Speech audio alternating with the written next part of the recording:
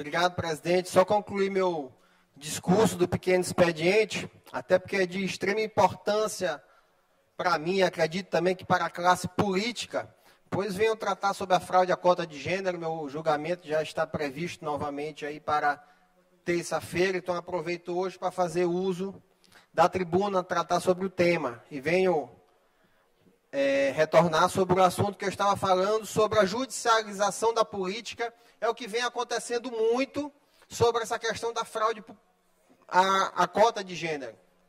Inclusive, a gente já começa a perceber, eu que passei esses dias estudando mais sobre o assunto, fui ver as decisões que o nosso Tribunal Regional Eleitoral tem decidido sobre o ano de 2020, sobre as campanhas de vereadores, que decisões têm sido tomadas. E alguns municípios, a gente percebe como tem sido feito de forma banal a fraude à cota de gênero. Onde tem município que tem 4, 5 chapas, inclusive sendo questionada na justiça. Os opositores procuram qualquer indício de que possa acontecer e simplesmente entram com a acusação para que o partido e as candidatas se virem para defender. Eles mal apresentam votos, simplesmente pegam uma baixa votação e entram com recurso para ver no que é que vai dar, porque eles não perdem nada com isso, só tem a ganhar, nem que seja para causar um prejuízo aos políticos de mandato eleito daquele partido, porque, querendo ou não, começam a responder na justiça e ficam atrapalhados, ficam com pendência, eles ficam com medo. Então, isso é o que eu vejo que vem acontecendo muito na justiça, e se duvidar e for atrás, é arriscado ter alguma armadilha plantada também em algumas chapas, onde o opositor infiltra uma candidata, uma pessoa de sua confiança, e faz essa pessoa fazer um boicote lá, uma espécie de cavalo de Troia, onde o opositor coloca a mulher lá, bota ela para não ter voto nenhum, e ela pode muito bem depois, quando for acusada de fraude à cota de gênero, dizer que realmente não quis ser candidata, que apoiou foi outro candidato, e quem vai ser penalizado? Os políticos eleitos por aquele partido. Então, nós temos que ter muito cuidado com o que vem acontecendo. Eu tenho certeza absoluta que acontece várias injustiças, inclusive aqui, no meu caso, o caso do deputado Hélito, o caso do nosso partido do PSC, a gente vem sofrendo injustiça, vem sofrendo em perseguição. A gente for ver aqui, para que poder a fraude à cota de gênero realmente aconteça, é preciso com que o acusador tenha prova robusta de que houve fraude. E não acontece. Ele simplesmente pegou 2 candidatas que tiveram votação baixa, deram entrada lá e vamos ver o que é que dá.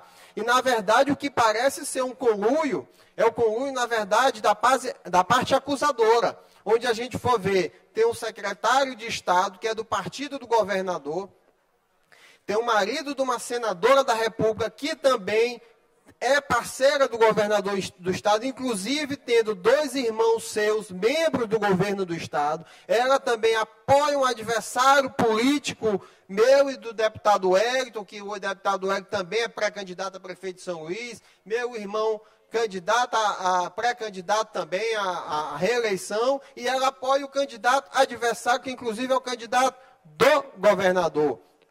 Tem um outro integrante também na acusação, que eu vejo que ele tem contatos com membros do TRE, inclusive com uma juíza julgadora do caso. Preste bem atenção nessa causa, nessa questão aqui, porque é aqui que eu digo, onde a injustiça está mais do que comprovada, e isso está sendo atropelado no TRE, não foi nem para julgamento do mérito se a juíza é suspeita ou não do caso, sendo que essa juíza tem laços estreitos com um dos acusadores. Ela tem um filho que foi estagiário por vários anos no escritório do filho do acusador. Esse mesmo escritório é quem advoga para o marido da juíza. Esse mesmo escritório tem um membro que fez doação de campanha, não só uma vez, mais de uma vez, para o candidato acusador.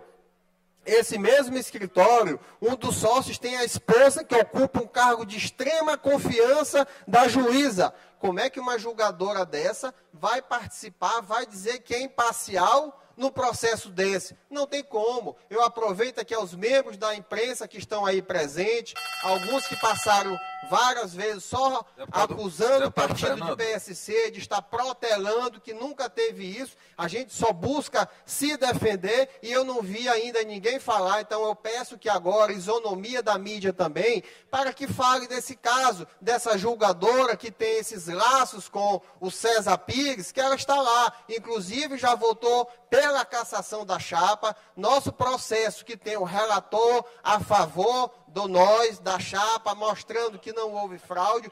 O membro do Ministério Público, para mim, foi cirúrgico na sua declaração no dia do julgamento. Não é a parte acusada que tem que mostrar que é inocente. É a parte acusadora que tem que mostrar com provas robustas que houve fraude. E eles nunca conseguiram comprovar isso. Pegaram alguns fatos isolados e disseram que simplesmente houve fraude pronto, porque eles não pagam nada por isso. É preciso que a justiça tenha atenção mais reforçada para esse tipo de injustiça que vem acontecendo. Deputado Otelino. Deputado Fernando, bem rapidinho, eu quero... Esse tema que Vossa Excelência levanta, e aliás, Vossa Excelência demonstra muita coragem ao trazer o tema à tribuna, porque é um tema complexo. Eu, de fato, acho que a Justiça Eleitoral acerta ao ser rigorosa no combate a possíveis fraudes na cota de gênero. Acho que isso deve ser mesmo, assim, digamos, pedagógico. A norma surgiu para estimular a participação feminina na política. Então, quando há a burla ou a tentativa de burla disso, é preciso que haja punições rigorosas. Todavia, é preciso... aí existe uma linha tênue entre cumprir aquilo que está na norma e não se cometer injustiça. Então, acho que o ponto fundamental é quem deu causa. Então, será que, no caso de Vossa Excelência, do seu partido, que envolve o deputado Wellington, além de Vossa Excelência, o deputado Wellington, eu não conheço detalhes do processo, mas pelo que tenho conversado com vocês e ouvido opiniões de pessoas, advogados que militam no direito eleitoral, me parece que se não está comprovado que houve a participação de vocês, que foram buscar os mandatos de forma legítima e democrática, então precisa ter cuidado para que não haja, no afã justo, evidentemente, com o justo objetivo de corrigir distorções, para evitar que quem foi buscar o seu mandato legitimamente acabe sendo punido por algo que não deu causa. Pelo que sei, Vossas Excelências não são dirigentes, Vossa Excelência tem domicílio eleitoral em São Luís e não são dirigentes do partido em São Luís e nem no Estado. E aqui não estou acusando nenhum dirigente estadual. Mas se Vossas Excelências não deram causa, talvez esse seja realmente um elemento importante para que os julgadores possam utilizar. Afinal de contas, nós estamos falando em mandatos populares, e a sociedade escolheu. E essa coisa de respeitar a vontade da população é sempre algo que é preciso levar em consideração. Ou seja, para retirar o mandato de alguém que foi escolhido pelo povo, realmente só se for algo que esteja absolutamente comprovado. Obrigado pela gentileza de conceder a parte. Deputado Fernando, se o senhor permitir, primeiro eu queria dizer que essa situação que tem acontecido não é a primeira situação que acontece com o novo deputado. Aconteceu com vários deputados, não só no Maranhão, isso é uma problemática que hoje está existente no país todo.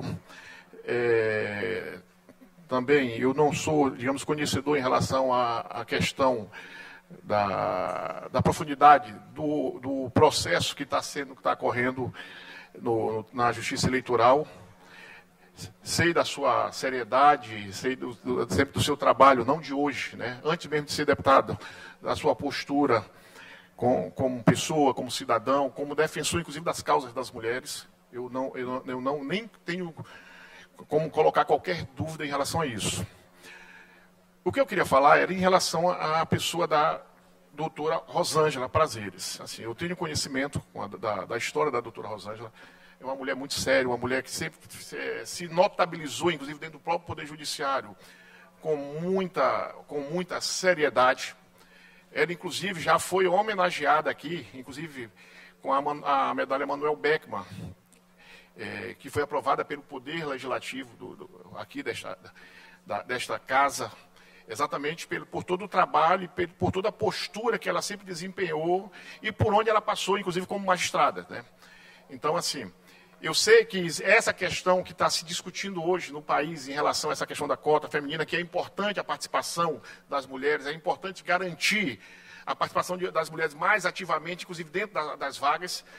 Agora, tem um sério problema para mim, que é uma questão que, às vezes, nós candidatos, eu sou dirigente partidário, eu acompanho, mas a maioria dos candidatos para vereador, para deputado, ele não tem o comando partidário. E, às vezes, o erro que o partido comete termina penalizando quem não deveria ser penalizado.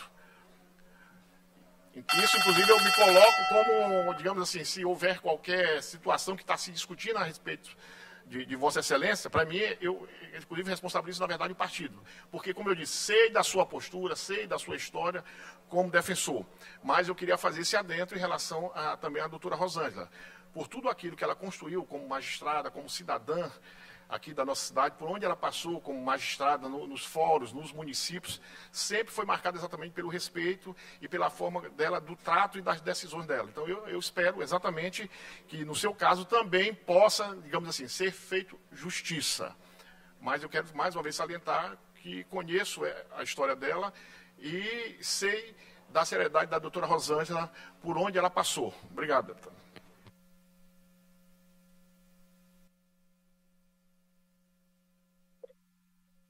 Eu peço que libere o microfone do deputado Fernando. Agradeço, deputado Otelino, deputado Roberto, inclusive, deputado Otelino.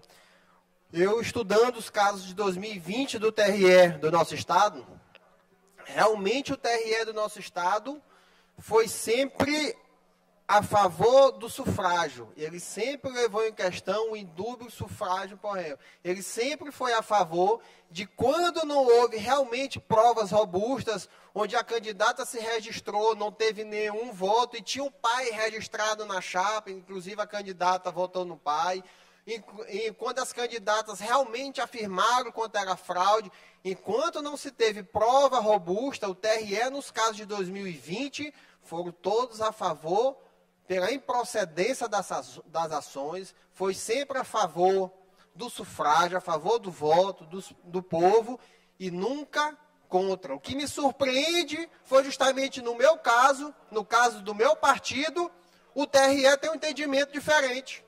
Não tem prova robusta nenhuma, porque de verdade não foram fraudes, está lá explicado, nem votação zerada as candidatas tiveram.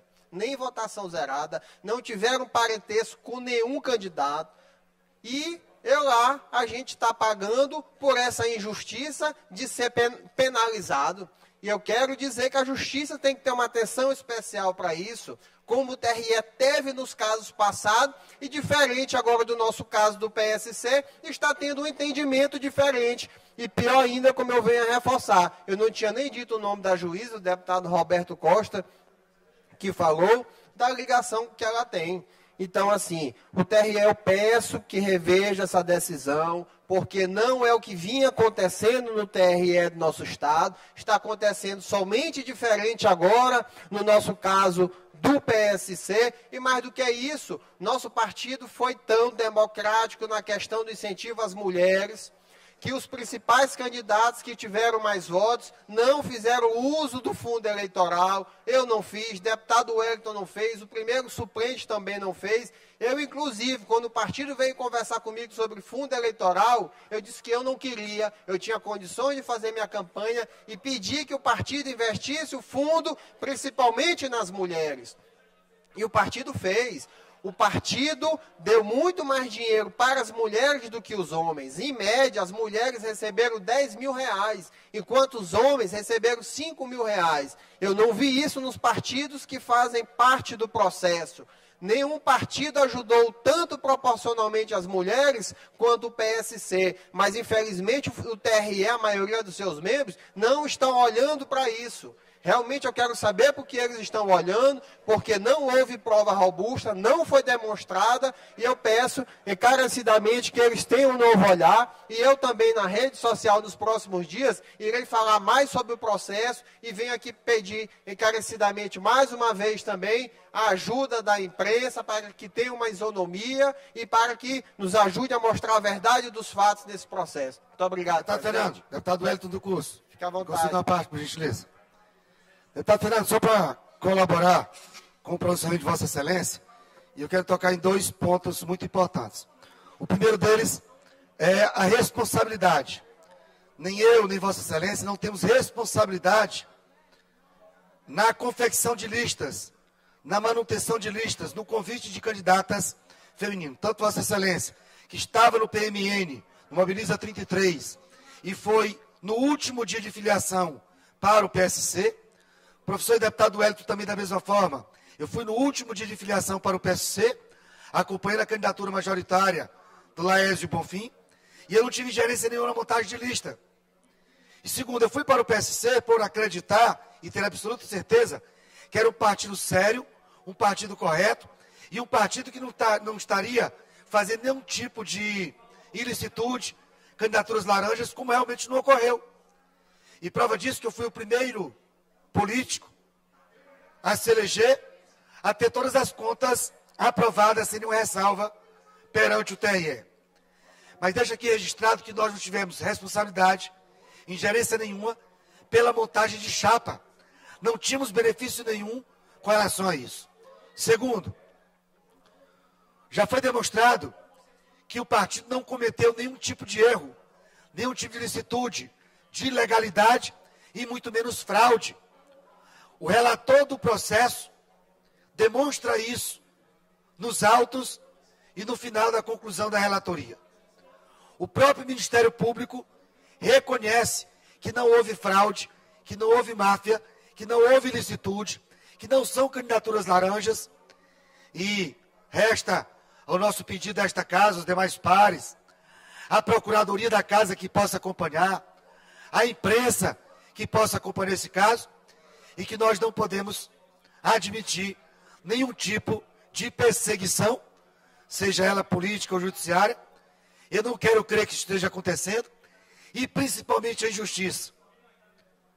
A injustiça de perder um mandato que foi conquistado com muita dificuldade nas ruas, nas urnas, e não obstante, não ter nada que desabone, nada que comprove, nada que prejudique a retirada da forma como está sendo utilizada dos nossos mandatos. Eu creio na justiça, eu acredito na justiça e que possa ser realmente corrigido. A exemplo de outros julgamentos que já foram feitos, e o nosso não pode ser cometida essa injustiça, até porque, repito, nós não cometemos nenhuma ilicitude, nenhuma fraude, nenhuma máfia, nós não fizemos nada de errado para que possamos perder os nossos mandatos. Parabéns pelo pronunciamento e vamos juntos à luta para que a justiça realmente possa ser feita. Em nome de Jesus. Amém. Me calmo. Muito obrigado.